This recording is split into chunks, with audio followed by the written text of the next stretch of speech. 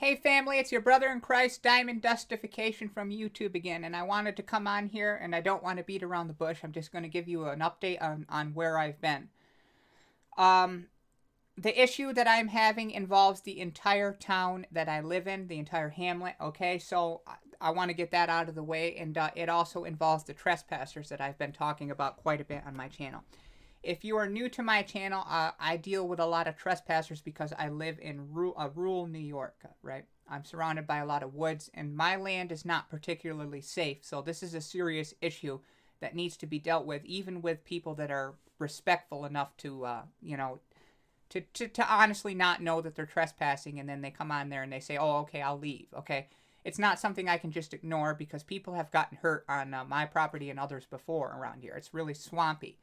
However, the particular issue I'm dealing with right now is far beyond that. I want to make it clear that most of the people that live around here have four-wheelers and dirt bikes, and many of them are very respectful about it. They don't go on people's properties, and they stay on the designated trails in the state land as they should. I don't have anything against people that ride on their four-wheelers. However, the Lord has used this situation to reveal something to me about myself, which I'll talk about at the end of this video, okay? And, yeah, so let's get into this. I'm going to explain to you what's going on, and I know I sound like a broken record at this point, but remember, channel family, that we all have to bear each other's burdens, and you guys are the only people I can turn to when it comes to the things of Christ. I don't have anyone else in my life that is willing to really sit down and pray with me or to be a shoulder to lean on when I need them, okay? Nobody as a Christian, anyway, and atheists, they can't be there for me spiritually. That's not possible. If anything, I'm the one that needs to be there for them to point them towards God. And it's become very difficult to stay in that kind of mindset these past couple of days. So let me explain what's going on.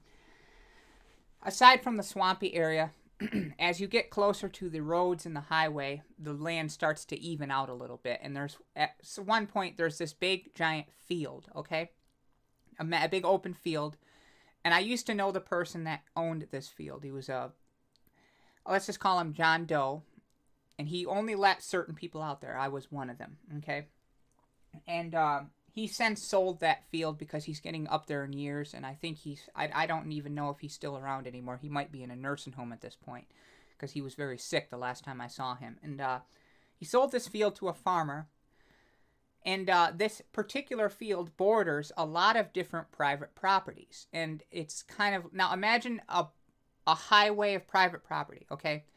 And eventually that highway going through, a big trail going through all these people's different property leads to my property. Okay, so you can start to see the problem that's forming here. But it doesn't just involve me. You're going to realize that in a second. And I'm going to explain that. Okay?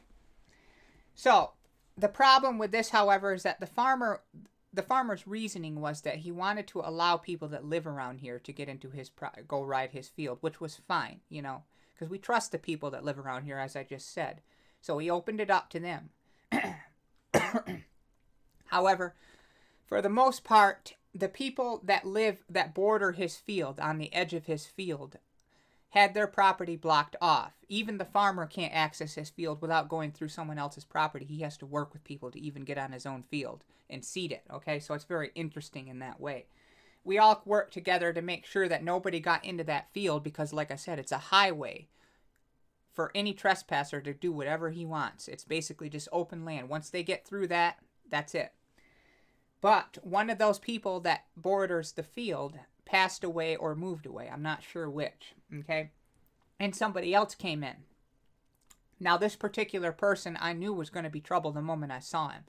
He's a scrawny dude with that hard-looking face that you just know.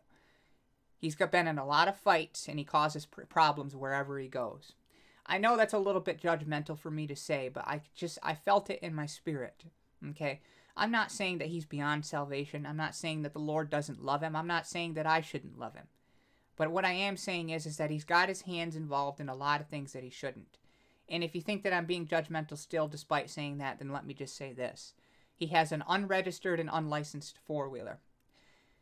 And he moves it around so much that the police can't catch him even when they're called about this particular issue. It's never in his yard for more than 10 minutes, and it's been seen all over the place, okay? Not just around here, but all the way up to other places as well, okay? Far, far away, miles and miles away. I don't think he owns it. I think they're passing it around like contraband. It's ridiculous. Now, this particular man also began to invite packs and packs of dirt bikes and four-wheelers onto his property. And the farmer, I don't know if he's going to be willing to work with us or not. We haven't contacted him yet. Basically gave them permission to ride. I don't know what he was thinking. Maybe they lied to him and they presented themselves different. But he gave them permission to go into the field, and you can see where this is going. So now we got a pack of four-wheelers, a pack of dirt bikes riding around out in the field. But they're not content to stay in the field. They start looking at all these other little dirt trails that are out there. And they start trespassing, okay? So they start going into my neighbors' yards. They start tearing up things, destroying gardens, ripping down fences and posted signs. And then they work their way all the way down to my property. We call the police. They go out through the back trails. They escape, and they don't come back for a couple days, okay? And that's assuming that the police even come with this pandemic that's going on. They have been on my property this week every single day. Every day, I'm not exaggerating, at different times, even at night. I go out there, I shoo them away, they come back the next day. Sometimes they come back in the same day. So they obviously don't have any respect for me. I figured that out right away. I got a good look at them. They're young men, like 19 to 24 years old, so they should know better. I'm not going to give them any leeway in that department. Okay? And, yeah, they've been coming out there, and the last time they came out there, they started yelling at me, saying that I didn't own my own land. Yelling and screaming and hollering, riding around, making fun of the fact that I was recording them, and that's going to come back to bite them eventually. And then they came down and they started riding around me in a circle, kicking up dirt and rocks on me with their dirt bikes. The only reason that didn't escalate, I think, is because they knew that I was armed. And that goes to show you what we're dealing with around here. They have moved certain things that I have done to try and block my property off. They've moved log piles, they've moved fences, they've moved other things like that. And then once we figured out where they were coming from, this guy's property, this new person, we all went down there, a couple of us, and we stood on the road and confronted him on this issue, telling him about the property lines. But I knew that he wasn't going to respect it because he already knew what was going on. He tried to pretend that he was the adult of the group because he's the oldest. He looks like he's 26 at the very least. And you could just tell that there was no actual maturity behind his eyes. And if you still think I'm being judgmental once again, well, 10 minutes later, they were out trespassing again. And this is the guy that said he would do his due diligence to make sure that those younger men around him would not trespass again, and they would stay in the field as they were designated. Said it all big and bold, like he knew what he was talking about, and then 10 minutes later, those young men, I want to call them kids, because that's what you would expect them to be, were riding out on people's property all the way down to mine again. So we call the police, and then they're gone, hiding away. Okay? Now, once they're caught, and they will be, they're going to get in serious trouble. They're all unregistered and unlicensed. And I work with the police, and I'm going to tell them about these trails and as much as I possibly can and collude with them. Okay? But as you can see, this has been a very stressful matter. Another thing that really irked me was that these young kids actually had the audacity to talk about how they ran into nails and other things. Now, I don't know whether these nails or these other traps, if they were traps at all, were set up by my neighbors, but it's also highly possible that they simply ran into a trash pile that's on our land, that we know is on our land, because there is actually a junkyard that's around here, okay? So sometimes trash kind of gets around, and that's fine. Generally, the man cleans it up when that happens up. People come out and they don't know the borders. I know it doesn't sound right, but trust me, it gets worked out. What makes me mad is not the trash in that regard. I don't want people going out there like them and dumping trash, which they do, okay? But the audacity that they're going to complain that when they're riding on trails that are not designated for them are not safe. They don't have any right to complain. They've broken so many laws that, I mean, what are they? It's so ridiculous. They couldn't call the police if they wanted to, even if we were doing something wrong, because they're breaking so many laws just by riding around on unregistered, unlicensed four-wheelers that they would be the ones that would go to jail. Okay, it's ridiculous. Don't complain about how my trail might have a couple nails on it, because you're not supposed to be on my trail in the first place. It's not a designated four-wheeler trail, and I'm not going to keep it tidy for that. Okay. Now, I generally do try to keep my trails tidy. I'm not saying, but I'm just, it's, do you understand what I'm trying to say here? I'm not obligated to keep my place cleaned up for trespassers. Okay, I'm not like gonna open a window for a burglar to make it more convenient for him. That's what it feels like they were telling me to do, and it really irked me, especially after this was after the rock incident. They had the audacity to act like that was their excuse, and they, oh man, it made me mad. What has God revealed about me in this particular issue? Well, there's quite a bit. I paused the video there because I wanted to think about this for a second. Over the course of these past couple of days, as this has been happening, instead of drawing closer to the Lord, I've been drawing away from Him. But there's also one particular issue that has been bothering me for quite a long time, and that's that I have been blowing things out of proportion.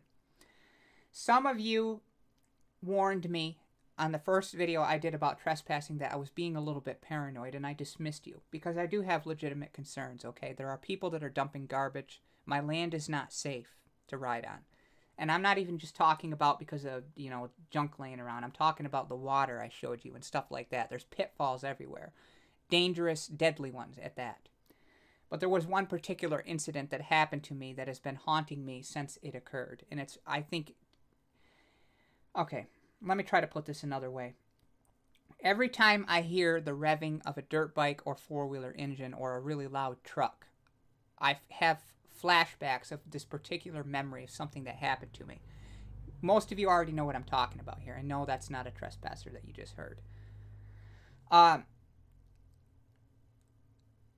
house was shot at a long time ago by trespassers. Okay, and that was the day that those drug dealers were out there, and I worked with the police to do an operation that brought a lot of people into jail, to put it lightly. And I remember running out into my yard when that happened with a rifle, okay? Because I thought I called the police first, okay? The police were on their way, but it was going to be 10 to 20 minutes before they got there. That's just how it works around here. So I went out and I hunkered down in the grass, and I remember sitting there wondering if I was going to have to hurt somebody that day. Thankfully, they didn't get too close to my house. They kind of stayed at the edge because they knew that I was out there and waiting for them. And it wasn't like I wasn't sitting there like, in any... I don't want to say that I was terrified of them. I was terrified of myself at that point, because I didn't know what was going to happen if I had to go that far. Because, I've been through a lot already when it comes to that, walking in that, just being close to that kind of darkness. What I mean by that is I've been, the Satanism destroyed my psyche. Now, I haven't hurt anybody in that way, obviously, but it's just, even having to do something like that in self-defense, I'm not sure I could come back from it. And every time I hear an engine now, and it's been years since that day, that's what I go back to. I'm so obsessed with that. I run out there expecting to be confronted. And at first I was afraid, because I thought, well, what if it is that kind of a situation? And then I got more bold, and I started treating people that didn't deserve it like that. I was being really agitated and angry at people that were just doing, one person was picking up trash in my lawn that lives around here. And I went right out there and confronted them. And I was gentle after I figured out what they were doing, but I could tell that just my body language was enough to scare them a little bit. And I realized that the Lord was trying to get my attention about that. Now, do I think that these young men are not problems? Does that mean that I'm thinking that I'm overreacting? No. But I do think I've allowed this situation to fester and get to a point where it shouldn't be. I think I'm a little bit too obsessed with it, if that makes any sense. I think I'm escalating the situation too far in my head. And it may not necessarily be about how I'm treating others, because they are trespassing. But it could be the fact that I'm not relying on God enough. I'm not trusting in Him. I'm not reading the Bible. I'm not praying when these situations come up. I'm trying to solve them with my own means, and I'm letting my emotions rile me up to a point that I can barely function, can't sleep. And if I'm not neurotic in that way, I'm angry. Okay? And that's why I haven't been publishing videos, because I have not been in a head place where I could focus and concentrate on getting anything published. It's just been awful, dreadful. And it's mostly because I've taken this situation and I've gone too far with it. How have I gone too far? It's not because I'm working with the neighbors. It's not because I'm working with the police. It's not because I confronted these people. These are people that need to be confronted. But it's the lack of trust in God, that my days are in His hands. If I had remembered that situation, I wouldn't have been so afraid of this situation. I wouldn't be so worked up about it. I would take each day one day at a time and handle it as it comes. They're out there every day ramming around. But it's not the end of the world either. It's a problem, a big one that needs to be addressed. These people are going to get worse. They're already causing a lot of damage to property. But at the same time, it's not something that needs to be thought of as if they're out there ready to, and even if it was, who's the one in control? God has revealed to me that my faith in this particular aspect is a little bit lacking and needs to be worked on. You see, the Lord will work on you. If you have a problem that you're ignoring, He's going to bring it up again. Okay? He's not going to just let it fester underneath you, because it's kind of like a child that's wounded. Any parent that sees their child has a limp or is favoring their right arm or, covering a cut, they're not just going to go, oh, well. They're going to want to know what happened. And after that, they're going to want to fix it. Okay? I'm at that point, I think. Because, for a long time in grace, I didn't have any trespassers at all for almost several years. It was weird.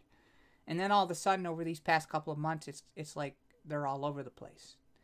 It started before this coronavirus stuff, but it ramped up after it. So it's something to consider. And that's what's been going on, brothers and sisters.